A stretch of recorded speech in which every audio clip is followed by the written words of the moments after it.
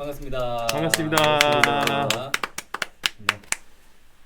지필 평가가 다가오고 있네요. 아하. 네, 이 온라인이랑 오프라인이랑 막 번갈아 있다 보니까 진도도 좀 헷갈릴 것 같아요, 학생들이. 저희 물리는 일단은 온라인으로 거의 끝까지 다 나갈 예정이고요. 오프라인으로 이제 마지막 단원 정도 할 계획입니다. 그렇군요. 네, 오프라인 시간은 이제 수행 평가로 많이 쓰기 때문에 온라인 위주로 진도를 나가겠습니다. 네, 저희도 다 수행 평가예요. 중간고사가 없었죠? 아니요, 아니, 생명과 원은 있었는데 투가 투가 없었죠. 없었죠. 예. 부럽더라고요. 출제도 안 하셔서 그렇게 할까? 아이고 저 그거 많아요. 물론 더 예, 바쁘죠. 과목 많아요 수행평가 나. 더 바쁘죠. 과목 많아요 저는. 1학년 1, 3학년 다. 저희가 이렇게 바쁩니다. 네. 전반사를 배웠습니다. 저번 시간에. 굴절을 이렇게 시키다 보면 꺾이는 각도가 한계에 다다라서 결국엔 임계치에 다다란다. 이 임계각이라고 하죠. 네. 네. 굴절된 각도가 90도가 돼버리면 그 다음부터는 무조건 전부 다 반사되는 전반사가 일어난다고 했었습니다. 네. 네. 그걸 이제 구하기 위해서는 스넬의 법칙을 이용해서 한쪽 각도가 90도가 되게 만들면 사인 세타가 1이 되니까 그걸 이용해서 임계각을 구할 수 있다. 이렇게까지 배웠습니다. 오늘은 이제 전반사를 이용한 사례들 배워보겠습니다. 네. 제가 지난번에 스포를 해버렸죠. 스포를 많이 하셨습니다. 네. 나오는지 모르고. 네. 저희 그 포지션이 거의 스몰 포워드 스포인 줄 알았습니다. 첫 번째 전반사에 제일 사실 뭐 많이 쓰였던 과거에 많이 쓰였던 이거 전반사 현상을 이제 발견한 뒤로 가장 많이 쓰였던 장르인 것 같습니다. 이게 거울을 대신할 수 있는 역할을 할 수 있어요. 이런 직각의 프리즘을 예를 들었을 때 프리즘이라는 게 뭐 대단한 게 아니라 사실 유리로 만든 네. 어떤 삼각형. 렌즈입니다. 네. 이 삼각기둥. 뭐 삼각형, 정삼각형도 있고 직각 삼각형도 있고 다양한 모양이 있을 수 있거든요. 이런 요거를 이제 제가 시뮬레이션을 또 시뮬레이션 나오니까 오늘. 네. 이거 시뮬레이션 좋아. 물리학은 시뮬레이션으로. 요거를 말이에요. 어디 뭐 프리즘이에요. 일반적인 프리즘이에요. 그죠? 우리가 많이 보는 네. 빨전수 반환부가 막 굴절이 막 되고 무지개 막 볼 수 있고 막 그런 거 프리즘 우리 보통 무지개 보는 그런 장치로 생각하잖아요. 네네. 분광 현상. 그것뿐만 그쵸? 아니라 이게 잘 조절을 좀 잘하면 완전히 반사가 되는 장치로 만들 수 있어요. 그죠? 그러네요. 이게 유리에서 공기로 나가게 되니까. 그렇죠. 전반사가 일어나도록 만들 수 있습니다. 음. 여기에다가 저기 거울 대신에 이걸 넣는다고 생각해 보세요. 그럼 거울이면 100% 반사는 못 하잖아요. 거의 100%에 가까운 모습이지만 사실 뭐 90 몇 프로 이 정도의. 그렇구나. 왜냐면 확인할 수 있는 게 그 엘리베이터 타면 무한 거울 방에 갇히게 되잖아요. 네. 그때 제일 끝까지 잘 안 보이잖아요. 점점 어두워지거든요. 그만큼 손실이 있는 건데 이걸 이용하면 프리즘을 이용하면 100% 반사할 수 있습니다. 물론 손실이 있을 수 있는 게 이 유리가 완전히 맑고 투명하기는 어렵기 때문에 불순물들이라든지 이런 거에 의해서 약간 흩어질 수는 있어요. 하지만 이론적으로는 100% 반사를 합니다. 네, 이런 원래 쌍안경 같은 거를 말이에요. 네. 쌍안경을 멀리 이렇게 봐야 되는데 멀리 보면 이렇게 상이 좀 희미하고 빛의 양도 적을 수 있고 그렇게 하죠. 네. 어두운 대상, 뭐 별이라든지 이런 거 볼 수도 있고 그때 이렇게 거울을 이용했을 때는 좀 손실이 있었는데 이 프리즘을 이용하면 100% 그대로 내 눈으로 다시 집어넣을 수 있는 거예요. 그래서 그러는구나. 왜 거울 안 쓰나 했네. 그러게, 거울이 이렇게, 보면 더 편할 것 이렇게, 같아서 그러니까요. 별 차이도 없을 것 되는 같았는데. 그렇게 되는 거죠. 거울로 하면은 이게 흩어지는 그 빛이 있구나. 네, 이런 뭐 렌즈에도 쓰이기도 하고요. DSLR에도 쓰이기도 합니다. DSLR이라는 게 가장 큰 특징이 내 눈으로 보는 그 대상이랑 실제 찍히는 대상이랑 같다는 게 핵심이거든요. 그렇죠. 네. 같게 만들기 위해서는 이 메인 렌즈로 들어가는 빛이 내 눈으로 보는 이 렌즈로 들어가야 되는데 꺾이게 만들어야 되죠. 네. 그때 이 프리즘을 씁니다. 그때도 그게 거울이 아니라 그렇죠. 원래 그 사진기의 찰칵 소리가 원래 네. 이 거울을 이렇게 뭐 필름으로 들었다- 보내냐 내 눈으로 보내냐 요거잖아요. 들었다 그렇죠? 내렸다 하는 소리. 찰칵하는 거잖아요. 네. 그래서 DSLR은 무조건 찰칵 소리가 나죠. 근데 이게 거울이 아니라 프리즘이었다 이거죠? 거울입니다. 아 거울입니까? 거울이 두 개가 필요하잖아요. 네. 오는 걸 꺾어서 올려서 다시 내 눈으로 아, 네, 그렇죠. 두 번 꺾어야 되는데 네. 밑에 있는 거는 거울입니다. 찰칵 소리가 빨리 들었다 내려야 되니까. 가벼워야 되니까. 근데 위에 거는 프리즘입니다. 이거 움직일 필요가 없으니까. 그러니까. 뭐 싼 거야 둘 다 뭐 거울 쓸 수도 있겠죠. 네. 네, 이렇습니다. 아, 좋은 거는 그렇죠. 프리즘을 써야 돼요. 네. 뭐 쌍안경도 거울 쓰는 것도 있어요. 싼 거는요. 이렇게 그렇구나. 할 수 있고 어쩐지 묵직하더라고 맞아요. 쌍안경 좋은 쌍안경 거 되게 들으니까. 무거워요. 무겁죠. 렌즈만 무거운 게 아니라 몸체도 되게 그게 무거워요. 거울이 들어 있으면은 이게 얇게 만들면 되니까 무거울 필요가 없는데 그렇죠. 저건 뭐야 프리즘이니까 유리가 통째로 들어가니까 무겁겠네요. 맞습니다. 또 밀하잖아요. 이 유리가. 네. 무겁습니다. 다음이 이 다이아몬드입니다. 이 전반사를 이용하는 미적인 차원에서의 그 가장 궁극의 장르입니다. 다이아몬드가 굴절률이 커요. 그죠? 네, 그렇게 했죠. 이게 자연에 존재하는 가장 큰 굴절률을 가진 물체. 다 뭐가 있습니까? 다이아몬드. 아닙니다. 까먹었습니다. 다이아몬드는 아닌데 네. 아주 큰 굴절률을 가지고 있습니다. 음. 다이아몬드가 뭐 유리에 비해서 뭐 그러네요. 물에 비해서 아주 큰 굴절률을 가지고 있어요. 그래서 빛이 많이 느려지고 면에서 많이 꺾입니다. 그래서 웬만한 각도, 그 뾰족한 각도가 아니면 작은 입사각 아니면 웬만하면 반사가 되게 만들 수 있어요. 반사가 잘 돼요. 전반사 꼭 아니더라도 반사가 많이 됩니다. 그래서 이 다이아몬드가 원석 상태에서 이렇게 가공하는 게 예전에 힘들었다고 해요. 그렇지 딱딱하니까. 네. 경도가 높아가지고 뭐 부술 수 있는 이 강도는 그렇게 센 건 아니지만 음. 갈아서 이제 깎아낼 수 있는 이게 어려웠는데 옛날에 그 활 잘 쏘는 석방형이 뭐 이렇게 외웠던 것 같은데. 그게 뭐예요? 이게 뭐 모스 경독의 순서로 활석, 석영 뭐 이렇게. 모스 경도. 경독에. 경도. 네. 와, 거기 오랜만에 다이아몬드가 아주 들어보네. 정점에 있죠. 예, 네. 석영, 방해석 뭐 이런 순서가 있어요. 그 마지막에 금강석이에요. 뭐. 금강석. 맞아요. 네. 금강석이 다이아몬드죠. 네. 이게 연마가 시작되면서부터 이 전반사에 대한 연구를 하게 됐습니다. 요 보세요. 이게 역사예요, 역사. 이런 역사로 진행되어 왔습니다. 다이아몬드 커팅이. 여기 다이아몬드 커팅이라고 하는데 다양한 컷이 이제 개발되어 왔어요. 어떻게 하면 더 다이아몬드를 예쁘게 보이게 만들까? 원석일 때 별로 안 예쁘거든요. 그냥 유리 덩어리 같아요. 그걸 잘 깎을수록 이게 반짝반짝 빛나기 시작합니다. 빛나는 이유는 자체 발광이 아니라 전면에서 들어온 빛을 그대로 반사시켜서 내보내기 때문에. 근데 그 과정에서 단순히 반사만 시키면 그냥 거울이겠죠, 거울. 네. 그런데 단순히 그냥 반사시키는 게 아니라 빛의 색깔에 따라서 다른 굴절률을 가지기 때문에 미세하게. 아까 프리즘도 이렇게 빨전수 하면 쫙 갈렸잖아요. 네. 그렇죠. 다이아몬드도 안에서 이렇게 전반사되면서 막 내부에서 진행하는 가운데 빨전수 파란부가 분산되게 됩니다. 그래서 아주 이런 그 오른쪽 그림 보면 저 그림 보면 빨전수 파란부 다양한 색깔들이 반짝반짝하면서 네. 하얗기도 한데 반짝반짝하잖아요. 저게 빨간 빛도 쏴주고 파란 빛도 쏴준 게 아니에요. 그냥 투명한 앤데 자기 혼자 빨전수 파란부를 만들어내는 거예요. 다이아몬드가 이 보석의 왕인 이유가 있겠죠. 네. 이런 아름다움 때문에. 그리고 어떤 보석보다도 빛나기 때문에. 금이 빛나는 이유는 금속으로서 표면에 그 자유전자가 많이 있어서 빛을 잘 반사시키기 때문이죠.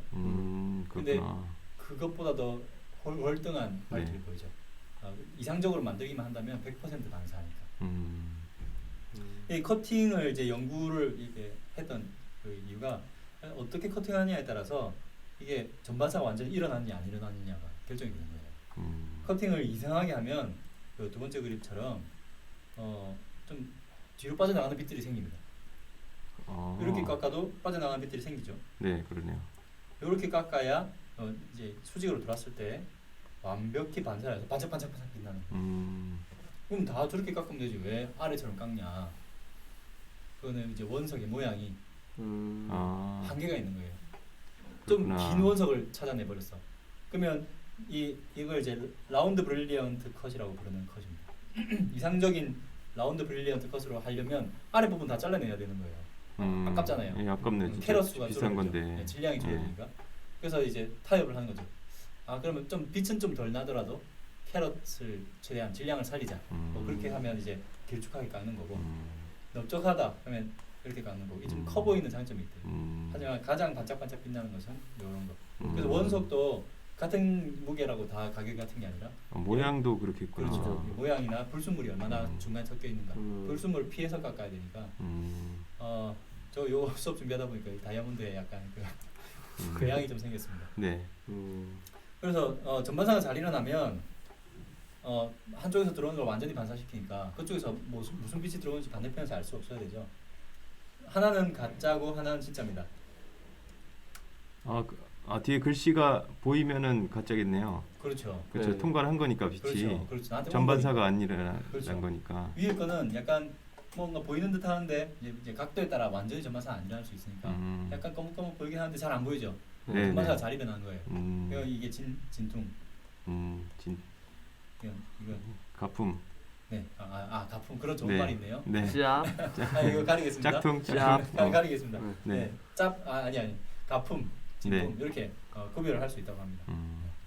그래서 뭐 유리랑 비슷하게 생겼는데 이게 전혀 다르네. 물리적 성질이. 그렇죠. 빛이. 그래서 뭐 유리냐, 뭐 지르코늄, 뭐 큐빅, 인공 다이아몬드 뭐 다 조금씩 다르대요. 구별할 수 있다고 합니다. 광섬유가 사실 이 대표죠. 이거 하려고 이 단원 하는 거예요. 네. 이 광섬유는 이제 빛을 전반사시켜서 전달하는 그런 섬유죠. 네. 영상 한번 보실까요? 이렇게 광섬유가 유리로 만드는 거죠? 유리로도 만들고요, 플라스틱으로도 할 수 있습니다. 물론 성능은 떨어지겠지만 뭐 여러 가지 소재는 잘 모르겠습니다. 네. 투명하고 이왕이면 잘 꺾이고 이왕이면 굴절이 큰 이게 좋겠죠. 굴절이 크면 빛이 느려지잖아. 사실 빛의 속도가 느려져봤자 그게 중요한 게 아니라 전반사가 잘 일어나야 되니까 굴절률이 커야 됩니다. 사실 간단한 그냥 플라스틱 섬유로도 낚싯줄 같은 것도 가능합니다. 그렇게 레이저 빛이 전반사를 하는 거죠. 공기층이랑 만나서 너무 많이 꺾이게 되면 꽤 버티는데? 너무 많이 잘 버티네. 예, 이제 중간중간 나왔어. 빛이 새어 나갑니다. 광섬유는 너무 많이 꺾으면 안 돼요. 신호가 손실됩니다. 그렇지만 않다면 이렇게 꽤나 유연하게 가면서 이제 디지털 신호겠죠. 네. 레이저로 1010 온오프를 해주면 반대편에서 수신을 할 때 켰다 껐다 이거 알 수 있죠. 너무 많이 구부릴 수 없다는 단점이 있지만 웬만하면 다. 네. 이 광섬유는 이렇게 중간에 있는 코어, 가장 굴절률이 큰 부분, 빛이 진행하는 부분이에요. 그다음에 이제 바로 공기랑 만나면 제일 굴절률 차이가 크니까 좋겠지만 그렇게 하면 누가 손으로 잡거나 물이 묻거나 하면 빛이 새어 나갈 수 있습니다. 그래서 굴절률 차이가 굴절률이 작은 클래딩이라는 걸로 덮어뒀습니다. 이 둘의 굴절률 차이가 클수록 전반사 잘 일어나겠네요. 전반사 잘 일어나죠. 큰 입사각이 작아도 굴절 반사를 전반사를 시킵니다. 이걸 이제 보호하기 위한 코팅이 있고요. 이런 다발을 모아서 광 케이블을 만듭니다. 이런 케이블을 또 여러 묶음을 해서 나라 간에 네. 또 국가 간이나 이런 섬 여러 도시들 연결을 해서 이제 광통신을 하는 거죠. 미국이랑 일본 사이에 이렇게 광섬유가 엄청나게 큰 다발이 깔려 있어서 미국이랑 통신할 때 우리나라에서는 대부분은 일본을 통해서 유튜브도 다 일본을 통해서 우리나라랑 일본이랑도 그럼 요걸 광케이블을 네, 그렇게 하더라고요. 야, 이렇게 해서 전 세계가 연결돼 있는 거구나. 그렇죠. 해저에 깔려 있다는 거네. 맞습니다. 결국에는 이제 전반사가 전 세계를 연결하는 거네요. 빛이 이 세계를 연결해요. 전반사로 인해서. 이렇게 중요한 겁니다. 전반사가. 그렇습니다. 그러네요. 네. 어떻게 보면 전파만큼 중요할 수 있어요. 네, 그러니까 유튜브를 못 볼 뻔했네. 한때 1시간 중단됐었잖아요. 네. 우리나라 들썩했습니다. 네. 여기 송신자가 데이터를 보내면은 레이저로 1010을 보내서 빛이 진행을 해서 수신기에서 수신을 해서 감지하면 되겠죠. 빛이 네. 들어갔다 수신을 합니다. 광섬유의 가장 큰 장점은 데이터 송신량이 많아요. 아 그래요? 빠르니까. 음. 뿐만 아니라 한 케이블에 50개 이상의 채널을 사용할 수 있어요. 전선은 그냥 전기 신호니까 전기가 흐른다 안 흐른다 이거밖에 없잖아요. 네. 광섬유는 야 너 빨간색 써, 나는 노란색 쓸게. 레이저 색깔만 바꾸면 돼요. 수신할 때 난 노란색 수신해야지. 이러면 주파수별로 쪼개면 되기 때문에 진동수 색깔로 쪼개면 되기 때문에 한 선으로 여러 개가 통신할 수 있습니다. 옛날에 전화선으로 인터넷 하는 시절이 있었어요. 네, 맞아요. 인터넷 하면 전화가 안 전화가 안 됐지. 전화 안 했어. 야뭐 뭐 하는 거야? 왜 전화 안 오는 거야? 엄마 저 인터넷 저 PC통신. 유명한. 그리고 제 친구 중에는 이런 거 있어. 선생님한테 전화 오면은 이렇게 집에서 부모님이 자기 못된 짓 한 걸 알게 되시니까 선생님한테 전화 오면은 막 그 모뎀을 이용해서 모뎀이 그 인터넷 연결하는 기계였잖아요. 모뎀을 이용해서 전화가 안 되게 방해하는 거야. 예, 그런 것도 그런 학생이 있었어요. 블랙 해커네요. 네. 아주 블랙 해커네. 예. 그렇습니다. 그래서 이제 광섬유를 이용하는 광통신의 장점은 이런 채널을 많이 쓸 수 있어서 데이터량이 많다. 그다음에 빠르다. 그래서 저는 이 한 줄에 하나만 갈 수 있는데 그러면 이미 설치해 놨으면은 이거 용량이 늘어나면 어떡하지 이런 생각했는데 그게 걱정이 없군요. 걱정이 있긴 합니다. 네. 데이터량이 워낙에 많아졌어요. 채널 수가 너무 많아져서 케이블은 계속 아마 깔아야 될 건데 모르죠. 나중에 위성으로 전 세계가 또 통신하게 될지. 요새 또 기술이 또 개발됐어요. 그게 색깔을 바꿔가면서 채널을 만드는 기술이 있어요.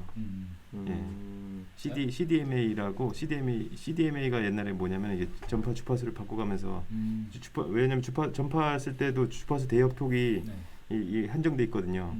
그러니까 요거를 바꿔가면서 어떤 걸 바꿔가는 걸 이제 내가 보낸 신호는 이거다 이렇게 해서 여러 사람이 한꺼번에 쓸 수 있어요. 같은 주파수 대역폭을. 원래 안 그래도 여러 채널이던 거를 또 더 다양하게 하는 건가요?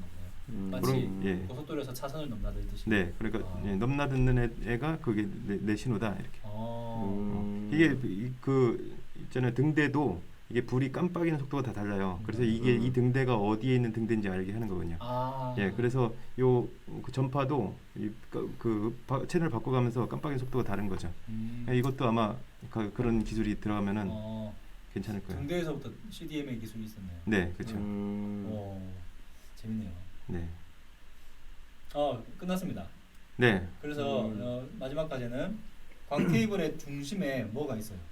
중심에. 네, 그렇죠. 얘기 안 했나요? 했어요. 코. 기억이 잘 안 나가지고. 코가 있어. 코가 나와. 이를 둘러싼. 네. 이건 사실 평소에 쓰는 말은 아니라서. 네. 모시기가 있습니다. 이걸 이제 코팅을 해서 다발을 만드는 거죠. 이 두 개를 쓰는 게 과제입니다. 네, 오늘 수업 여기까지 하겠습니다. 감사합니다.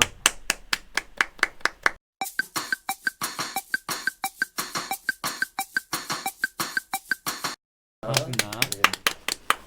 자, 이제 화학 시작할 텐데요. 이제 저번에 우리가 선생님과 함께 했던 건 산염기였는데 이제 넘어갔습니다. 넘어가서 왠지 산화환원인가? 맞습니다. 산화. 봤어요. 이거 되게 헷갈려요. 네. 산염기랑 완전 좀 다른 반응이죠. 네. 산화환원 반응. 이거에 대해서 좀 오늘 할 텐데 뭐 자세하게는 안 할 거고요. 이제 산화환원을 표현하는 정의에 대해서 오늘 좀 보도록 하겠습니다. 이게 뭐죠 이거? 사진이? 네. 고려청자. 네. 술병인가요 우리가? 술병. 막걸리 마시면 맛있겠네. 옛날 그 선조들은 술을 담아 먹었겠죠. 이 아름다운 이 청색 이게 어떻게 나타나느냐 알고 봤더니 이제 이런 과정이 있었다라는 거죠. 그러면은 원래 이제 산화철을 발라놓고 이제 굽는데 이 굽는 과정에서 이제 FE가 이제 산화철 3라는 게 뭐냐면 철의 산화수거든요. 그러니까 철의 전하량이라고 보면 되겠습니다. Fe3+인데 Fe2O3가 이거 이제 이온결합 물질이니까 보면은 Fe3+라는 걸 알 수가 있겠죠. 네. 5는 무조건 마이너스. 5는 무조건 마이너스. 2 마이너스니까. 근데 나중에 산화철 2 이렇게 Fe2+, 이렇게 변하면서 왔다 갔다 하는 이렇게 변하면서 색이 변합니다. 이 특유의 이제 약간 이런 청색을 띠게 되는 Fe+ 때문에 이게 아름다운 빛을 띈다라는 거죠. 원래는 무슨 색깔이었어요? 원래는 이제 Fe2O3 같은 경우는 약간 갈색 이런 그냥 녹, 네. 그냥 산화철이니까 녹 그냥 같은 녹색, 그런 그냥 어. 뭐 빨간 녹, 붉은 네. 녹. 그게 초록색이 되는 거야. 약간 원래 이제 처음 굽기 전에 약간 붉은색이 나는 걸 바르잖아요. 그것도 이제 구워지면서 유약이 그런. 유약이나 이런 것들 그런 약간 녹슨 부분 보면 빨간 것도 있긴 한데 네. 약간 녹색을 띠는 것도 좀 보이기도 하는 것 같아요. 물론 섞여 있기도 하니까 그럴 수도 있어요. 음. 네, 항상 뭐 Fe2O3만 있는 게 아니라 가끔씩 다른 것도 Fe2O3 있으니까. 있을 수 있으니까. 어쨌든 이런 반응들이 다 이제 산화 환원 반응이라는 거죠. 그래서 한번 자세히 좀 알아보도록 하겠습니다. 그 일본 학자가 그 일본 미학자인가 어떤 사람이 그 네. 고려 청자의 색깔을 세상에서 가장 아름다운 색깔이다 이렇게 얘기를 했다는데. 예. 이게 실제로 가까이서 보면 또 다르겠죠. 이 사진을 보는 거랑 네. 더 아름다운 것 같더라고요. 네. 가끔은. 그런 아름다운 색깔이 이런 산화 환원 색깔로. 네, 그렇습니다. 예. 그 뉴턴이 그 광학을 얘기를 해서 광학을 연구를 해서 무지개의 비밀을 밝히는 바람에 우리는 무지개의 그 아름다움을 노래할 수 없게 됐다라는 낭만주의 시인의 말이 생각나네요. 이렇게 고려 청자의 아름다움을 산화 환원으로 예, 환원시켜 버리네요. 물리 시간에 나쁜 화학. 물리 시간에 혼이 많이 난 시인인가 보네요. 네. 그래도 원리를 알아가는 거니까 좋게 네. 생각해 주시기 바랍니다. 네. 근데 이제 산화환원 같은 경우 우리 주변에 많이 사용하고 있거든요. 예, 우리 이과생의 숙명이죠. 그런 거. 그렇습니다. 이 산소를 이용해서 산화환원을 설명하는 건 아마 익숙할 거예요. 보통 우리가 산소를 뭐 하면 얻으면 산화라고 하고 잃으면 환원이라고 하죠. 대표적으로 이런 철을 재련하는 과정이 그런 과정인데요. 마찬가지로 이제 산화철, 그러니까 땅 속에 묻어 있는 이 산화철을 순수한 철로 만들기 위해서 산소를 떼줘야 되겠죠. 그래서 산소를 산화철에 있는 산소를 떼주는, 산소를 잃어버리는, 한마디로 환원 반응을 일으켜줘야 되겠죠. 근데 환원 반응을 시키려면 누군가 뭐가 돼야 되냐면 산화가 돼야 돼요. 산소를 잃어버리려면 산소를 그거를 가져오는, 얻어주는 애가 있어야 되겠죠. 동시에 일어난다는 거죠. 그래서 탄소가 그런 역할을 하고요. 코크스라고 하는데 이 탄소가 산화됐네. 보니까 산소를 얻었으니까 산화됐네 라고 얘기할 수 있겠죠. 이런 반응들이 우리 주변에 많다라는 거죠. 이거 말고도 우리 지금 숨쉬고 있는 것들, 호흡하고 있는 것들 다 산화하는 반응이고 산소를 잃고 얻는 게 있으니까요. 네, 그렇죠. 광합성이라든지 우리 주변에 많죠. 그렇지만 이 산소로 설명하는 건 완벽하지가 않습니다. 산소로 설명하는 게 좀 완벽하지 않고 여기 좀 잘렸는데 이 전자. 실제로는 전자의 이동을 설명하는 게 맞아요. 그렇구나. 그래서 이제 결국은 이제 원자들의 반응이기 때문에 그 원자들을 구성하는 입자, 그 중에 이제 하나인 전자로서 설명할 수 있는 건데, 특히나 이제 이런 금속끼리의 반응은 확실하게 전자 이동이 보여요. 금속 같은 경우는 양이온, 또는 그냥 원소 이렇게 되니까. 그래서 특히 이런 경우는 이제 질산은이라는 은 이온이 있는 곳에다가 구리를 넣었을 때 반응을 하는 걸 보여주는 건데요. 서로 전자를 주고받고 있죠. 보니까 구리 같은 경우는 전자가 뭐 잃고 얻음이 없는 그 중성이었는데 Cu2+가 됐잖아요. 네. 전자를 잃은 거겠죠. 네, 전자를 잃어서 전자가 부족하니까 플러스. 그렇습니다. 전자를 잃는 걸 우리 뭐라고 하냐면 산화라고 합니다. 그 전자를 얻는 걸 환원이라고 하죠. 여기는 은 같은 경우는 전자를 얻었죠. 그러니까 환원이다라는 거죠. 그래서 뭐 이거에 대한 자세한 그 반응 같은 경우는 수업 시간에 했기 때문에 넘어가도록 하겠습니다. 이 전자를 설명할 수 있는데 이 문제는 뭐냐? 이게 제 문제예요. 이게 좀 잘렸으니까 좀 옆으로 옮기면 될 것 같은데. 네. 문제는 뭐냐면 고무결합. 고무결합 같은 경우는 전자 이동하는 게 잘 보이지가 않아요. 뭐 전하량이 따로 있는 것도 아니고. 그러네요. 이온 결합은 그게 보이는데. 그렇죠. 또 산소가 항상 있는 것도 아니고. 눈으로 보인다는 게 아니라 이게 식으로 쓰면 이게 플러스 마이너스를 우리가 쉽게 알 수 있다는 말씀이시죠? 네, 그렇습니다. 네. 근데 이제 이 분자 같은 경우는 뭐 어느 게 플러스야 이런 게 잘 안 보인다라는 건데 이거 어떻게 할 거냐에 대해서 오늘 좀 볼 건데요. 일단 우리가 배웠던 것 중에서 보자면 이 수소와 염소가 반응해서 염화수가 만들어졌다고 하면 염화수 이 결합이 이 쏠리는 결합이라고 우리가 배웠던 기억이 나시는지 모르겠어요. 극성 공유결합이라고 해서 전자쌍, 공유하는 전자쌍이 쏠린다 그랬잖아요. 뭐의 차이 때문에 그러냐면 전기 음성도의 차이 때문에. 전기 음성도라는 게 이제 공유 전자쌍을 잡아당기는 힘이라고 했잖아요. 그래서 여기 같은 경우는 염소가 더 전기 음성도 세기 때문에 이 고응의 전압상을 잡아오게 됩니다. 이렇게. 그러면 상대적으로 염소가 더 전자를 많이 갖고 있는 건 맞는 거죠. 그러니까 분명히 전자에 쏠림이 있다라는 거예요. 그러니까 우리가 정확하게 막 전자를 잃고 얻음이 있지 않지만 뭔가 전자가 쏠리면서 좀 더 뺏기고 얻는 건 있네라는 걸 볼 수가 있다라는 거죠. 그래서 이거를 우리가 좀 더 확실하게 하기 위해서 그냥 조금이라도 쏠리면 그냥 다 가져간 걸로 보자. 그래야지 우리가 확실하게 얘에 대한 전하의 상태를 볼 수 있겠다. 1 아니면 0으로. 네, 1 아니면 0으로. 뭐 마이너스라든지. 그래서 새로운 수를 만들어냈습니다. 가상의 수예요, 어떻게 보면. 산화수라고 새롭게 나오는 이 개념을 우리 친구들이 꼭 알아줘야 되겠습니다. 어렵진 않아요. 그냥 딱 봤을 때 공결합에서 보니까 쏠리네? 그럼 얘 다 쏠리는 쪽으로 다 줄 거야. 예를 들면 HCl 여기 있는 공유 전압상 다 CL 거야 라고 하자. 그랬을 때 원래 갖고 있던 전자, 그러니까 원래 갖고 있던 전자라는 건 원자과 전자겠죠. 원자과 전자에서 전자를 얼마큼 잃었냐 얻었냐에 따라서 플러스를 뭐 마이너스 해주자. 그게 바로 산화수라는 겁니다. 연습 한번 해볼게요. 실제로 그렇게 존재하는 게 아니라. 그렇죠. 완전히 그렇게는 아니죠. 근데 거의 뭐 비슷하다라고 얘기할 수 있는 거죠. 그러니까 제가 보니까 이온 결합은 우리가 알기 쉬우니까 네. 공유 결합을 이온 결합처럼 이렇게 바꿔서 맞습니다. 해준 것 같네요. 그렇죠. 보니까. 이온 결합처럼 보자라는 거죠. 네. 맞습니다. 그래서 이 HCl 같은 경우는 CL이 다 가져간 거잖아요. 현재 전자가 8개가 됐네요. 근데 원래는 CL 같은 경우는 원자 전자가 7개니까 네. 하나 더 얻은 것처럼 된 거죠. 그렇죠. 얘 같은 경우는 마이너스 1이라는 산화수를 가진다라고 얘기한다는 거죠. 이게 답니다. 이게 다예요. 그럼 H 같은 경우는 원래 한 개 있었는데 결합하고 나서 뺏겼네. 얘는 플러스 1이야. 이런 식으로 우리가 정하자라는 겁니다. 뭐 할 수 있겠죠, 이 정도는. 그래서 뭐 H2, 뭐 NH3, 뭐 CO2 이렇게 여러 가지가 있는데 뭐 똑같은 방식으로 하면 되겠습니다. 뭐 이 중에서 하나만 좀 해볼까요? CO2 한번 해볼까요? CO2. 자, 이렇게 있는데 여기 있는 4개의 전자가 전부 다 누구한테 쏠리느냐? 이걸 알려면은 전기 음성도를 좀 알아야 되겠죠. 이거는 걱정하지 마시고 다 알려줍니다. 산소가 더 크다고 하면 산소 쪽은 여기 다 산소 거야. 다 산소 거야 이러는 거죠. 그럼 탄소는 가지고 있는 전자가 있나요, 없나요? 다 뺏겼죠. 가지고 있는 전자가 하나도 없죠. 예. 하나도 없기 때문에 플러스 원래 4개였는데 전자 다 뺏겼으니까 플러스 4가 되겠죠. 산소 같은 경우는 그냥 올리세요. 그렇게 왔다 갔다 하지 마시고 그럴까요? 그냥 알겠습니다. 올리면 되잖아요. 제가 멍청했습니다. 마음이 급해가지고 할 게 좀 더 있어서 산소 같은 경우는 전자를 2개 얻었죠. 그러니까 8개의 전자가 된 거죠. 네. 원래 6개 있었는데 2개 얻었으니까 마이너스 2야. 얘도 마이너스 2겠죠. 이런 식으로. 네. 이게 바로 산화수입니다. 어려운 건 없죠. 근데 이렇게 산화수를 매번 이렇게 하려면 보니까 뭘 알아야 되냐면 이렇게 그림을 그려야 돼요. 이런 거 우리가 뭐라고 했었냐면 루이스 구조식이라고 했었거든요. 네. 근데 매번 루이스 구조식을 그리긴 쉽지가 않죠.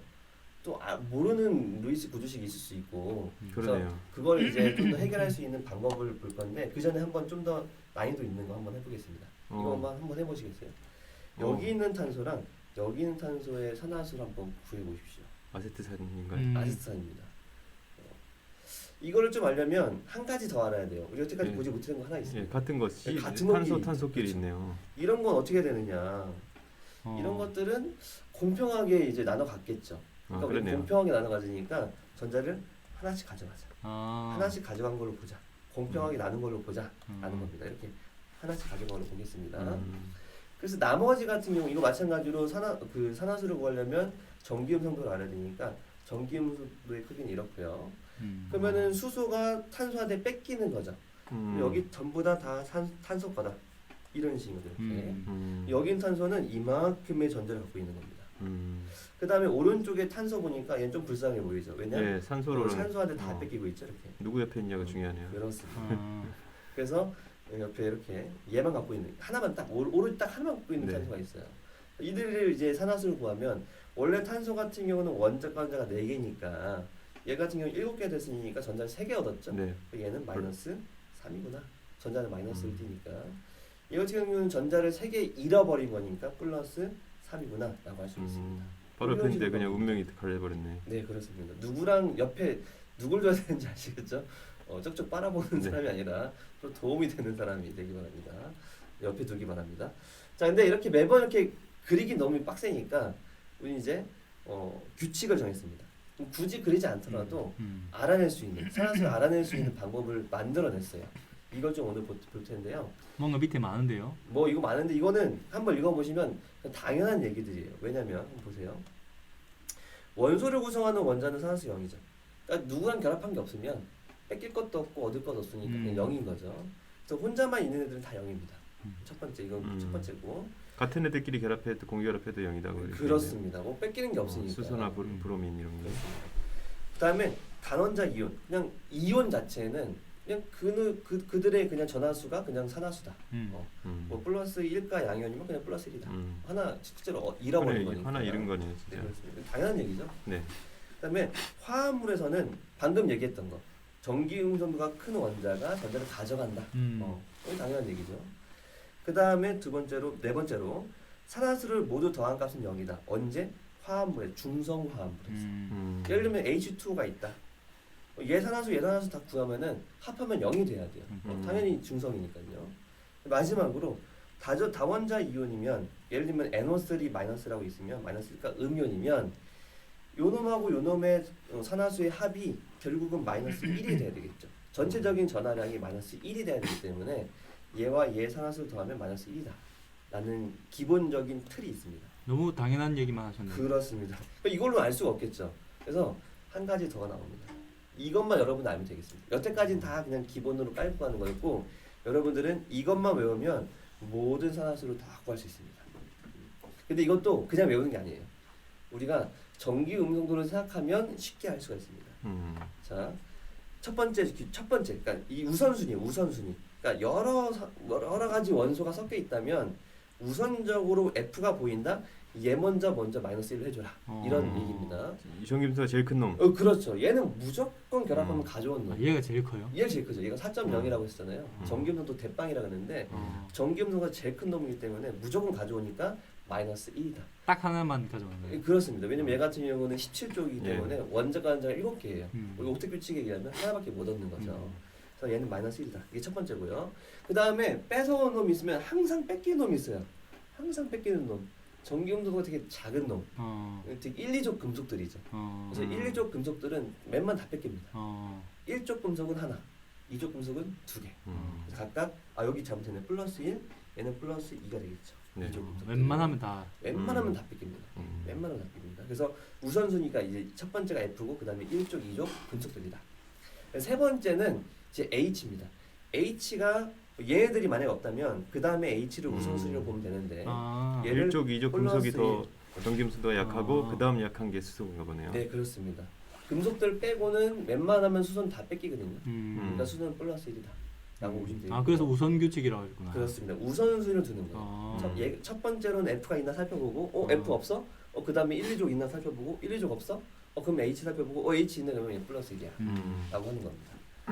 그 다음에 산소는 또 웬만하면 또 뺏어 오겠죠. 네. 다만 누구랑만 결합하면 얘가 힘이 없냐면 플로린만 결합하면 힘이 없어요. 플로린보다 다음 그 전기음성도가 네, 내 위에는 플로린밖에 없는 거야. 2인자죠. 2인자. 이거 왠지 그 카드 게임 같은 거에서 그 상성 보는 것 같은데요. 맞습니다. 뭐 불 뭐 네, 마지막에 5번, 1번 이겨야 되는데. 그런데 그게 안 됩니다. 여기는 오로지 상성 없네요. 거의 카스트 제도입니다. 거의. 밸런스 붕괴했네요. 5번은 다 없다. 근데 보니까 17족 원소가 있다. 얘들은 웬만큼 그래도 좀 전기음도가 큰 놈들이거든요. 비금속들. 얘는 마이너스 1이다 라고 정해주시면 되겠습니다. 이런 규칙을 따라서 연습 한번 해보고 오늘 마치도록 하겠습니다. 이런 거 말고는 네. 외우기 어려운 것들은 기본적으로 정보를 주는 거죠. 그렇죠. 이걸로 못 구하는 건 없습니다. 산화수를. 자, OF2 산소 한번 구해보시겠어요? 플러스 2. 그렇습니다. 잘하시네요. 네. F가 먼저 마이너스 1이다. 여기 우선순위 있죠. 네. 그 다음에 NaH라는 것도 있어요. 이런 이제 이온 결합 물질이긴 한데 우리가 평소에 보지 못하는 거예요. NaH? H 플러스 1 아니야? 라고 하면 안 되겠죠. 왜냐면 우선순위에 NA가 있기 때문에. 그럼 NA를 먼저 플러스 1로 해주면 우리가 기본이 되는 공식이 있었죠. 얘는 중성이기 때문에 0이 돼야 되기 때문에 H는 마이너스 1로 정해야 됩니다. 이런 식이에요. 기본 공식을 알아야 되는군요. 그렇습니다. 기본적인 틀은 항상 옳다라는 거 알아주시고. 약간 전하량 보존 법칙 같던데요. 그렇습니다. 그래서 H 같은 경우는 마이너스 1 그러니까 음연이 수소 음연이 있다라는 거죠. 그런 이야기를 합니다. 그다음에 CL 얘는 좀 어려울 수 있어요. 얘 같은 경우는 보니까 얘가 우선순위고 네. 그럼 얘가 마이너스 2니까 CL 얼마냐 봤더니 플러스 7? 7이죠. 아. 플러스 7입니다. 7개의 원자과 전자를 다 잃어버리는 거나 마찬가지죠. 그래서 와. 이 산화수에는 원자과 전자랑 관련이 깊어요. CL은 엄청나게 산화된 거예요. 그렇죠. 엄청나게 산화된 거죠. 다 뺏긴 거죠. 이렇게 보시면 되겠습니다. 그다음 뭐 KNO3 이건 다 할 수 있겠죠. 우리가 좀 시간이 많이 없기 때문에 몇 가지 이거 두 개 마지막 한번 해볼까요? 네. 두 가지 한번 해보겠습니다. H2O2는 이제 과산화수소인데 여기서 우선순위는 누구죠? 수소죠. 수소를 네. 플러스 1로 해주면 산소는 마이너스 1이죠. 산소가 마이너스 1을 가질 수도 있구나 라는 걸 아셔야 됩니다. 우선순위 밀렸구나. 네, 그렇습니다. 우선순위 물려가지고 실제로는 이것도 이제 얘에 대한 구조를 보면은 이렇게 되기 때문에 그래요. 산소랑 결합하는 부분이 있기 때문에 이렇게 보니까 저걸 구조식을 알아야 되는데 구조식 모를 경우에도 이런 식으로 그렇습니다. 다만 그렇네요. 구조식을 몰랐을 때 이렇게 우리가 산화수 규칙을 구했을 때 문제는 뭐냐면 딱 한 가지예요. 개개인이 다를 때가 있을 텐데 그 개개인 다를 걸 몰라요. 예를 들면 우리 아까 전에 맞다. CH3COOH 했잖아요. 네. 얘 같은 경우 달랐는데 네. 여기서 구해보면은 얘랑 똑같이 구해지죠. 평균값이 구해집니다. 그러네요. 종족 평균값이 구해져. 그 종족 평균값, 그들의 평균값이 보여진다는 거죠. 같은 원소들끼리의. 마지막 이건 한번 끝내겠습니다. 이건 염소가 우선순위. 그렇죠. 다른 거 없으니까 네. 염소를 우선순위 두면 얘가 마이너스 1이죠. 네. 그러면은 M에는 망가니즈는 플러스 2. 플러스 2가 되겠다. 이런 식으로 산화수를 구하면 되겠습니다. 이 산화수를 토대로 해서 나중에 누가 산화됐는지 누가 환원됐는지 또 정의할 수가 있어요. 그래서 산화수가 정말 중요하기 때문에 꼭 알아두시면 이거 아주 이게 중요합니다. 규칙을 외우는 건 좀 어려운데 네, 규칙을 외우고 나면은 되게 그냥 간단하게 적용하면 되는 거라서 그렇습니다. 이게 공부한 사람이랑 안 한 사람이랑 차이를 확 낼 수 있는 그런 그렇습니다. 아주 꿀단원 같은 느낌이 들어요. 그렇습니다. 이것만 알면 다 할 수 있어요. 친구들 꼭 외우시기 바랍니다. 공부해도 성적이 잘 안 나오는 그러니까. 단원이 있거든요. 여기 맞습니다. 좀 공부하면 나올 것 같아요. 여기는 이거는 진짜 산화수 쪽은 공부 안 한 거랑 한 거랑 차이가 너무 안 하면 하나도 못 맞출 거예요. 몰라요. 그냥 몰라요. 할 줄 모릅니다. 영상 한 번 더 봐야겠네요. 진짜 꼭 보시고 네. 전 3번 보겠습니다. 네. 열심히 보시기 바랍니다. 여기까지 하겠습니다. 네. 수고하셨습니다. 감사합니다.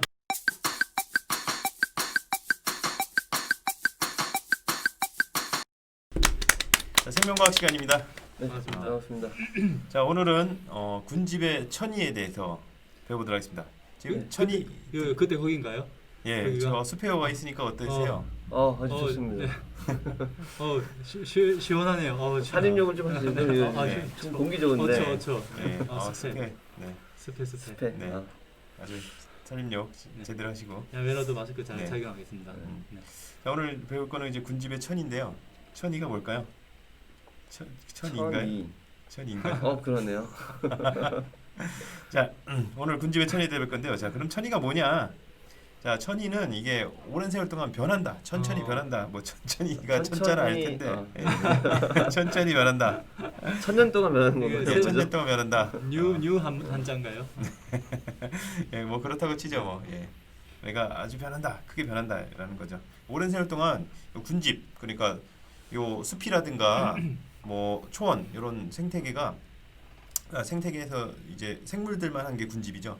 이 군집을 구성하는 식물의 구조와 종이 변화하는 거를 이거 천이라고 합니다. 자, 오늘 천이 배울 건데요. 천이 뭐 종류가 여러 가지가 있어요. 종류가 먼저 이제 1차 천이, 그리고 2차 천이로 나눌 수가 있고요. 1차 천이는 이제 토양이 없는 곳에서 맨바닥에서 시작하는 걸 이제 1차 천이라고 하고요. 2차 천이는 그 토양이 있는 곳에서 시작하는 걸 말합니다. 그다음에 이제 그 1차 천이도 두 가지가 있어요. 요 건성, 그러니까 좀 마른 곳이죠. 메마른 곳에 시작하는 건성천이, 습성천이, 습성, 우리가 또 이 습한 좀 물이 있는 곳에서 시작하는 습성천이가 있습니다. 뭐 요 서론보다도 그냥 본론으로 바로 들어가도록 하겠습니다. 네. 바로 들어가도록 하죠. 자, 예, 우리 위에 나오고 있으니까 걱정 마세요.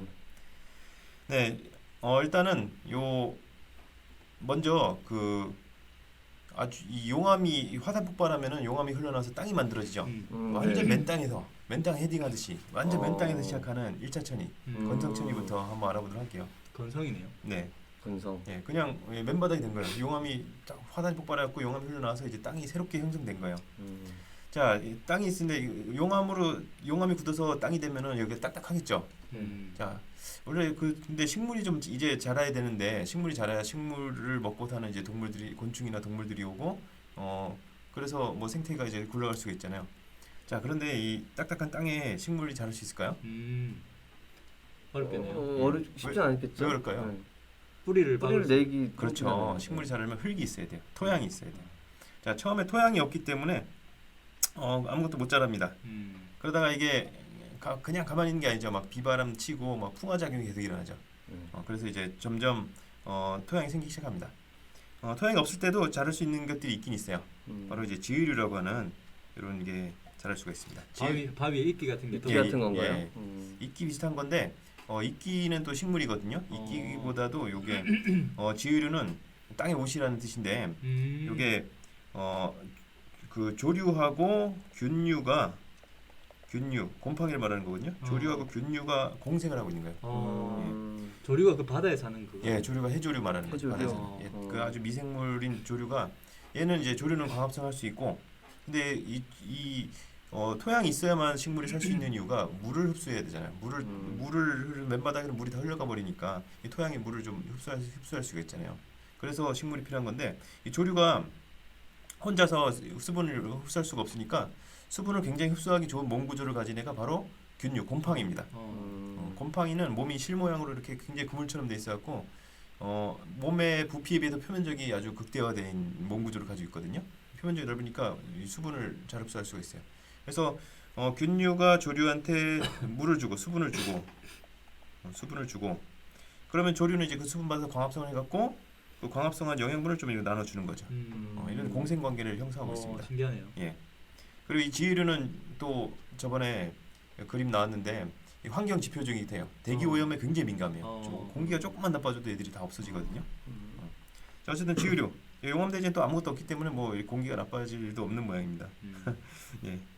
어쨌든 지유류가 이제 먼저 살게 되고요. 지유류가 살면서 이 풍화작용이 점점 더 빨라져요. 얘들이 뭐 아무래도 곰팡이가 이렇게 좀 균사를 펼치면서 또 물을 수분을 흡수하기도 하니까 이 수분을 흡수했다 말랐다 막 굳었다 하면서 이게 또 막 바위가 점점 부스러지고 해서 토양이 점점 깊어집니다. 자, 그래서 토양이 점점 깊어지면은 뭐가 사냐면 이제 풀들이 자라나게 됩니다. 드디어. 자, 이제 작은 풀들이 자랄 수 있어요. 초본이 풀 말하는 거거든요. 그래서 풀이 자라는 이제 초원이 형성이 됩니다. 자, 그럼 풀이 이제 자라면서부터는 풍화작용이 엄청 빨라져요. 얘들이 뿌리가 약한 것 같아도 뿌리가 상당히 세거든요. 그렇더라고요. 예, 네. 그 뿌리 여러분들 그 집에다가 화분 심어 보시면은 뭐 그 화분에 딱 붙어 있잖아요. 그렇죠. 그래서 얘들이 풍화작용이 더 빨라져 갖고 흙이 점점 더 많이 생깁니다. 그러면 흙이 점점 깊어지면 이제 조금 작은 나무들이 자랄 수가 있게 돼요. 관목이라고 하는 작은 나무라 그랬죠? 개나리 나무 같은 거, 키 작은 나무들이 자랄 수가 있습니다. 관목이 자라면서 또 토양이 점점 깊어져요. 그러면서 이제 드디어 키가 큰 나무, 교목들이 자랄 수가 있게 돼요. 교목이 자랄 수가 있게 됩니다. 자, 그러니까 여기서 이제 용암 대지에서 양수림까지 가는데 이때 이제 요 과정이 진행되는 이유는 제한 사항이 있는 거죠. 식물이 그러니까 갑자기 숲이 형성될 수가 없는 이유가 있죠. 뭐였어요? 흙이 없어서. 그렇죠. 토양. 흙. 토양의 양에 따라서 토양이 깊어지는 얼마나 깊어지냐에 따라서 그래서 지유류, 초본류, 관목류 그다음에 이제 교목이 자라나기 시작합니다. 자, 근데 이제 교목이 이제 자라나면 이미 토양은 충분한 거예요. 키 큰 나무들이 자라나면서 거의 자기 몸 높이만큼 막 뿌리를 내리니까. 자, 이제부터는 토양이 충분합니다. 이때부터는 여기를 제한하는 요인이 뭐냐면은 여기서 제한하는 요인은 빛입니다. 햇빛. 왜냐면 숲이 형성되면서 이제 아래쪽에를 지상으로 들어오는 햇빛이 가려져 버려요. 위에 나무들이 가려버리니까. 그래서 요 토양하고 빛 요거 두 가지만 아시면 돼요. 그러니까 이걸 우리 학생들이 그냥 막 지유류, 초본류, 관목류, 뭐 양수림, 호남류, 음수림 이렇게 외우려고 그러는데 그냥 외우는 것보다 왜 이렇게 변해가는지 이유를 알면은 되게 쉬워요. 외울 것도 없어. 그렇죠? 왜 키가 작은 것부터 큰 걸로 자라나가냐? 이 뿌리 내리려면은 토양이 있어야 되기 때문에 그런 거죠. 자, 그리고 여기서는 왜 또 이게 양수림, 호남류, 음수림이 바뀌는데 왜 이렇게 나가느냐?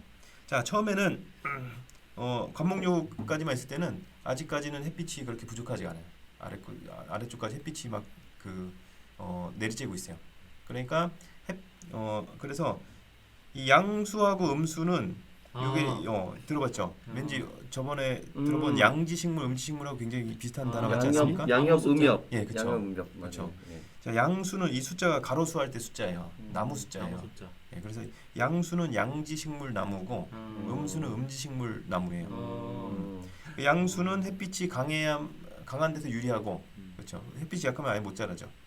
그렇죠. 다 자기가 그 광합성한 거를 다 호흡하는 데 써버려야 되니까. 근데 대신 음지식물은 햇빛이 약해도 자기가 쓰는 게 적으니까 계속 자랄 수가 있게 되죠. 처음에는 햇빛이 충분하니까 양수가 유리합니다. 그래서 양수림이 먼저 형성이 돼요. 우리 양수의 양지식물의 대표가 뭐라 그랬죠? 참나무. 참나무는 음지식물의 대표입니다. 예. 소나무. 예, 소나무입니다. 소나무. 그래서 그 그림이 이제 소나무처럼 그려놨잖아요. 여기 보시면은 그림을 좀 소나무처럼 그려놨잖아요. 양수림이 형성됩니다. 자, 근데 양수림이 형성되면은 이제 양수의 묘목, 양수의 어린 나무들이 아래서 자랄 수가 없게 돼요. 왜냐면 이미 이제 숲이 형성됐으니까 그늘이 형성되니까. 양수 묘목이 못 자라는데 그 사이사이로 음수 묘목들은 자랄 수가 있습니다. 그래서 음수 묘목들이 자라서 쭉쭉 음수 묘목들이 자라기 시작해서 나중에 쭉쭉 올라오겠죠. 그럼 이제 음수랑 양수랑 섞여 있는 숲이 되겠죠. 그래서 호남림이 됩니다. 자, 그런데 이제 양수는 계속 지속적으로 늙어 죽는데 양수 묘목은 못 자라게 되죠. 근데 음수림이 호남림에서도 숲이 형성돼도 음수 묘목은 계속 자랄 수가 있죠. 그렇죠. 음수 묘목은 계속 자라게 됩니다. 양수 묘목은 못 자라고 음수 묘목은 계속 자라니까 이 나중에는 양수들은 이제 나이 들어서 다 죽고 세월이 오래 지나면 음수들만 남게 됩니다. 그래서 이게 음수림이 형성돼요. 이 햇볕 경쟁을 하면 할수록 음수에 유리하게 되고. 그렇죠. 햇볕 경쟁 때문에 그래서 빛 때문에 이런 그 숲이 형성되면서 아래로 들어가는 빛이 부족하기 때문에 이렇게 음수림으로 변해가는 현상이 일어나게 되는 거죠. 저 마지막 세 단계는 네. 시간적으로 되게 금방 될 것 같은 느낌이 드는데요. 근데 이게 그 양수가 늙어 죽을 때까지 기다려야 되는데 나무가 수명이 좀 길잖아요. 꽤 길잖아요. 몇천 년도 막 되지 않나요? 그러네. 네, 그래서 좀 아마 그 나무들이 다 이제 죽을 때까지 늙어 죽을 때까지 시간이 좀 걸릴 것 같아요. 진짜 그 음수림은 되게 어두운 숲이잖아요. 네. 그런 숲이 만들어지기가 진짜 오래 걸리는 거네요. 네, 근데 양수도 숲 어두워요. 왜냐면 이미 나무들이 크고 이파리를 왜냐면 식물들이 빛을 최대한 받으려고 하기 때문에 양수림도 마찬가지로 어두워요. 밑으로 들어오는 햇빛의 양은 마찬가지로 어두울 겁니다. 물론 이제 음수림이 더 어둡겠죠. 더 이렇게 잎을 더 많이. 왜냐면 양수림 같은 경우는 아래쪽에 있는 이파리는 햇빛을 받는 의미가 없는데 음수림은 밑에서도 햇빛 받는 게 의미가 있기 때문에 그렇죠. 더 울창하겠죠. 더 겹겹이겠네요. 네. 자, 이렇게 해서 그리고 이제 마지막에 그래서 마지막 단계 음수림에서 이제 더 이상 변할 게 없죠. 그렇죠. 이 과정을 우리가 이제 다 됐다. 그래서 극상이라고 합니다. 극상. 극상에 도달했다. 극상에 도달했다. 네, 극상. 이렇게 요거 이유만 잘 아시면 돼요. 어렵지 않죠? 그렇죠. 극한의 상태인 건가요? 예, 극상. 극한의 상태. 근데 이 극상이 모든 지역에서 다 같은 건 아니에요. 왜냐면 이제 강수량에 따라서 뭐 강수량이 한계가 있을 수 있겠네요. 예, 강수량이 적은 데서는 초원이 극상일 수도 있고 초원 같은 사바나 같은 데는 초원이 극상일 수가 있어요. 그리고 추운데 냉대 지역 같은 경우는 그 음수림이 추운 데서 낙엽 화렵수일 경우 추운 데서 못 자라잖아요. 그래서 소나무 같은 거 시베리아에는 침엽수림이 쫙 있잖아요. 근데 추우니까 이렇게 양수림에서 극상이 되는 경우가 있습니다. 그 지우류까지만 가는 데도 있지 않아요? 그럴 수 있겠죠. 지우류까지만 가기는 어려울 텐데 왜냐면 풀은 뭐 적응하는 애들이 많으니까 어떤 여러 환경에 적응하는 풀들이 있으니까 그렇죠. 1차 천이 배우는데도 이렇게 재밌고 뭐가 배울 게 많네요. 네. 네, 근데 이제 끝입니다. 네, 끝입니다. 자, 이제 습성천이 좀 알아볼게요. 습성천은 호수가 메워지는 거예요. 호수가 원래는 그냥 호수가 있었는데 이 호수가 점점 그 토양하고 유기물 같은 게 막 물고기도 죽고 뭐 낙엽도 떨어지고 이러니까 그런 게 이제 점점 퇴적돼서 점점 메워지는 거예요. 그래서 호수가 점점 얕아지면서 결국 습지가 돼요. 습지가 되면 습지는 얕은 그 물들이죠. 약간 늪 같은 늪이라 그래요. 우리 말로는 늪입니다. 우리 말 늪. 습은 안 보이네요. 저 퇴적지가 그 사람도 빠질 수도 있고 막 그런. 그렇죠. 여기는 깊은 물이죠. 자 여기 수본 늪이 되고요. 자 늪이 이제 완전히 메워지면 이제 여기 초원이 됩니다. 이건 여기서부터는 빨라. 얘는 근데 아까 건성천이에서는 여기 토양 형성되는 시간이 오래 걸리는데 얘는 일단 메워지면 이제 토양은 충분한 거죠. 그렇죠. 그러니까 막 나무가 같이 자라게 됩니다. 요 사실 초본 관목 양수 이렇게 거치는 게 아니라 같이 막 자라고 그러는데 일단 이런 순서를 거친다 이렇게 생각하시면 되겠습니다. 조금 더 메워지는 데까지 시간이 오래 걸리겠지만 메워진 다음에는 조금 건성천이보다는 빨리 진행될 것 같아요. 왜냐면 토양이 이제 이미 충분하기 때문에. 어쨌든 여기도 이것도 이제 1차천이라고 보는 게 1차천은 원래 토양이 없는데 시작해야 되잖아요. 1차천을 보는 게 이 호수는 밑 바바닥에 토양이 있지만은 여기서 이제 육상식물이 자랄 수 있는 환경이 아니기 때문에 그 바뀌어가는 과정을까지 해서 우리가 1차천이라고 봅니다. 네. 자, 요게 그래서 1차천이 배웠는데요. 여기 섭지코지 아닌가요? 여기는 여기 이거 네? 위에 써놨죠. 예, 시르트 세이섬이라고 하는 슈트쉐이. 예, 요게 그 아이슬란드 근처에 있는 화산섬인데요. 요 섬이 언제 생긴지 연도를 알고 있습니다. 와. 그 정도. 왜냐? 여기가 1963년에 화산 폭발로 생겼습니다. 얼마 전이네요. 예. 얼마 안 됐네요. 예, 1963년에 화산 폭발로 생겨갖고 그때 이제 지금 뭐 한 60년 정도밖에 안 된. 와. 그래서 1963년부터 67년까지 그 화산 분출해서 이렇게 화산으로 된 용암산이 생겼대요. 완전 섬이 영광이 생겼대요. 좋겠네요. 예, 그렇죠. 그래서 요거 1차 천이를 연구하기 위해서 아무도 못 들어가게 하고 이제 과학자들만 들어갈 수가 있습니다. 와. 예, 그래서 여기서 1차 천을 연구하고 있는데 뭐 이게 언제쯤 찍은 사진인지 모르겠는데 아직까지는 뭐 이렇게 대충 풀들 좀 자라고 있는 그런 모습인 것 같아요. 이거 들어갈 때 조심해야 되겠네요. 예, 뭐 바지에 붙여면 안 되겠다. 네, 바지에 도깨비 풀 붙어 있다가 막 저기 가서 그렇죠. 난리가 나. 심지어는 제가 인터넷 검색하다가 읽었는데 어떤 과학자가 여기다가 이제 그 똥을 쌌는데 아이고. 예, 거기서 토마토가 자란 거예요. 토마토 어느 과학자가 담해갖고 토마토가 자라고 있어. 그런데 보니까 작년에 어떤 과학자가 이렇게 똥을 쌌는데 거기 그 똥에 토마토 씨가 그 제거해야 되는 거 나왔던 아닙니까? 예, 그렇죠. 그건 다 토마토 뽑아버렸대요. 예, 그런 이런 이제 1차 천일 연구하는 섬이 있습니다. 어떻게 저기서 똥을 싸니? 예. 예. 저거는 이제 건성천이고요. 자, 우리나라에 있는 창녕 우포늪 그 경남 창녕에 있는 우포늪이라는 데가 있어요. 여기가 이제 람사르 협약, 습지 보호 협약이 돼 있는데 이 전 세계적으로 습지가 그 늪이 습원인데요. 이 습원이 적대요 전세적으로. 왜 적을 수밖에 없을까요? 이제 천이가 다 일어나 버려. 그렇죠. 천이가 일어나는 과정이기 때문에 이 습지는 이제 얘가 사라지는 육지로 되는 과정이에요. 또 사람들이 또 이렇게 개입하면은 농지 만들려고 금방 메울 수가 있거든요. 습지는 이제 호수보다는 메우기 쉽거든요. 예. 그러니까 또 습지로 메워갖고 아마 여기 음포늪 근처에 습지가 4개가 더 있었는데 거기는 다 이제 사람들이 농지를 만들어버렸대 이미. 우리가 자연보호의 그 중요성을 알기 이전에. 근데 이제 우포늪은 다행히 접근하기가 좀 어려워갖고 여기에 보존이 돼 있었다고 합니다. 그래서 지금 이제 여기 남사르 협약에 대해서 보존 습지가 됐죠. 근데 어쨌든 얘도 이제 세월이 오래가면 자연적으로 육지가 될 곳입니다. 이 습지에 적응한 생물들, 물고기라든가 뭐 식물들이 많이 살고 있습니다. 이런 데가 있죠. 자 그리고 제가 2차 천이는 말씀 안 드렸는데요. 2차 천이는 보통 원래는 그 나무나 숲이 자라고 있었던 곳인데 원래는 식생이 있었던 곳인데 거기 어떤 이유에서인지 식생이 사라져 버린 거예요. 재개발. 예. 대표적인 게 산불, 산사태 이런 겁니다. 산불, 산사태. 산불이 제일 대표적이고요. 또 다른 경우는 이제 농사를 짓다가 농사를 이제 중단한 곳. 그런 곳이 이제 수확물 걷어가면 이제 맨땅이 돼 버리잖아요. 그런 곳이 이제 맨땅에서 이제 그 천이가 일어나는데 그런 걸 2차 천이라고 합니다. 왜냐? 이완 그 전에 식물들이 있었기 때문에 이따가 산불이 나서 홀랑 타버렸거나 뭐 산사태로 덮여버렸거나 아니면 농사 지었고 사람이 다 베버렸거나 이런 그 개간에서 베버렸거나 이런 상태이기 때문에 원래 토양이랑 그 유기물들이 좀 풍부한 곳이에요. 2차 천이는 1차 천이보다 훨씬 빨리 일어납니다.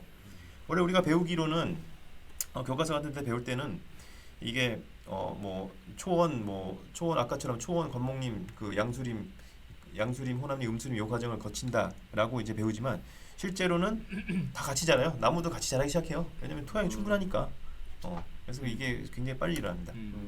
자, 우리나라에는 이제 대표적으로 그 1996년에 고성에서 굉장히 큰 산불이 일어났어요. 맞아요. 기억나십니까? 네, 기억납니다. 예. 그때 강원도에 거의 뭐 면적에 네, 이게 3,700헥타르라고 하는데 제가 헥타르는 단어를 단위를 들으면 이게 넓이가 떠오르진 않는데 고성이네요. 예. 제가 잘못 기억했습니다. 얼마 전에 그거랑 고성에 2020년에 작년에도 산불 났어요. 그러니까 작년에 큰 산불 났어요. 엄청 크게 났잖아요. 예. 거기도. 작년에도 크게 났고 근데 이게 여기 산불 계속 나나 봐요. 이게 여기 1996년에도 벌초하러 많이들. 희한하네. 엄청 크게 났어요. 자, 그래갖고 이게 그 10년 정도 지난 2005년 근데 여기를 갖다가요. 막 나무를 심어갖고 복원한 데가 있는데 일부 그 구역을 그냥 자연 복원으로 놔두면서 2차 천이를 관찰을 하는 그런 곳을 놨습니다. 그래서 지금 여기 2005년이면 한 10년 정도 지난 상태거든요. 산불 나서 아직 그 막 불에 탄 나무들 많이 보이고 그러죠. 그러네요. 그렇죠. 아직 좀 처참한. 근데 이제 나무들이 많이 나 있죠. 10년 정도 지난 거고 여기 2015년 한 20년 정도 지난 거의 이제 뭐 복원이 돼 있습니다. 거의 뭐 숲이 다 약간 관목림 같은 느낌이에요. 예, 관목림인데 이 교목들이 아직 키가 작은 거예요. 얘들은 자란 지가 얼마 안 돼서 아직 이제 20년 정도 됐으니까 나무들이 아직 키가 작은 거죠. 한 3, 40년 돼야 나무가 그래도 이 나무답다 이렇게 되거든요. 자, 그래서 이런 이제 과정을 거쳐서 숲이 변해 나가고 그렇습니다. 우리가 배울 거는 앞에서 배운 이제 극상 요 과정, 요 건성천이 과정이랑 극상이라는 게 제일 중요하고요. 또 이제 하나 더 단어를 알아내면은 여기서 건성천에서 지류를 우리가 특별히 개척자라고 합니다. 처음으로 이제 처음으로 생긴 생물이기 때문에. 뭐 멋있는데요. 저 게임 생각나는데요. 네. 문명이라는 게임에서 제일 먼저 네, 도시에 도시를 세울 수 있는 유닛. 네, 그렇죠. 자, 오늘 이걸 마치도록 하겠습니다. 고맙습니다. 자, 감사합니다. 식사하러 가시죠.